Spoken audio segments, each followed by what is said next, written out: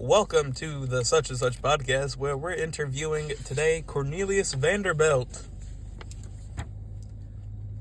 Speak, Cornelius. Say hi. Hello. Alright. What was your youth like, Cornelius? I was always a fighter. As a young boy, I liked getting what I had, and I fought for it with everything I had. One could call me aggressive and, angry, but, I was strong. They were weak. What is a man to do? Maybe don't send them to the hospital. That was one time a week. Actually, we have records where it was several times. Shh, don't tell anyone my personal records. Alright, next question. What pushed you to get into the railroad industry? Well, I used to be in shipping, they called me the Commodore because, I made all my money through my boats. But eventually I saw that America was moving forward out of the shipping industry and railroads were going to become important. And being someone who likes money, I went into the railroad industry and I built my railroads and I fought for my railroads and I became the best. And that's all that matters, is winning. Really now? Then what was your biggest obstacle? Did you ever actually overcome it? Rockefeller. Oh. And of course, I had a few problems, few kink in the chain on the way there. Like, don't even get me started on the Erie rail line. That was a whole nother thing. I got it eventually, so I did overcome that one.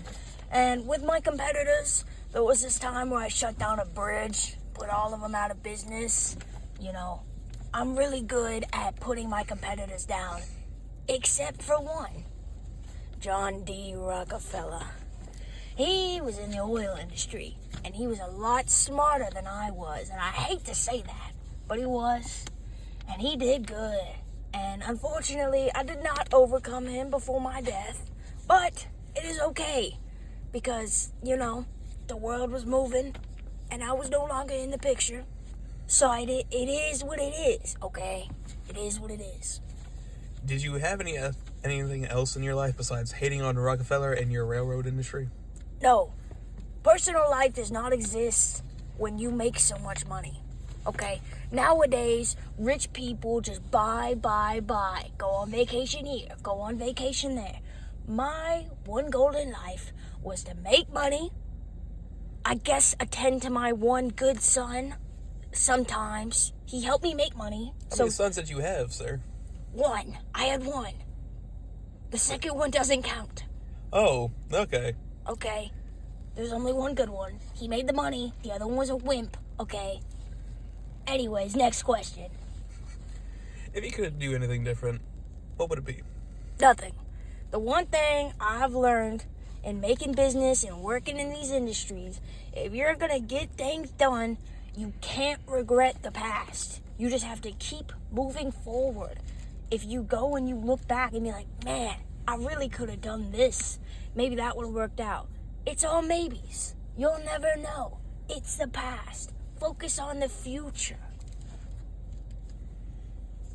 So about this Rockefeller guy. No.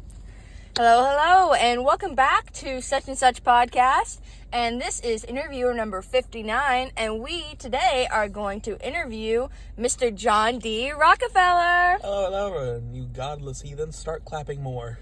Okay, now, Mr. Rockefeller, we just have a few questions for you today. Starting off, how was your youth like? Well, I was pretty poor since my dad left, and I had to become the breadwinner at the age of 12, 13. So, as a 12 and 13-year-old, you don't get that many job opportunities, some would say. So, yeah. You must have had a hard life growing up. But that is precisely the point of what pushed you into getting into your industry. The money and God. Mainly the money. I saw a lot of money in kerosene industry. That's always a good answer. Money is great.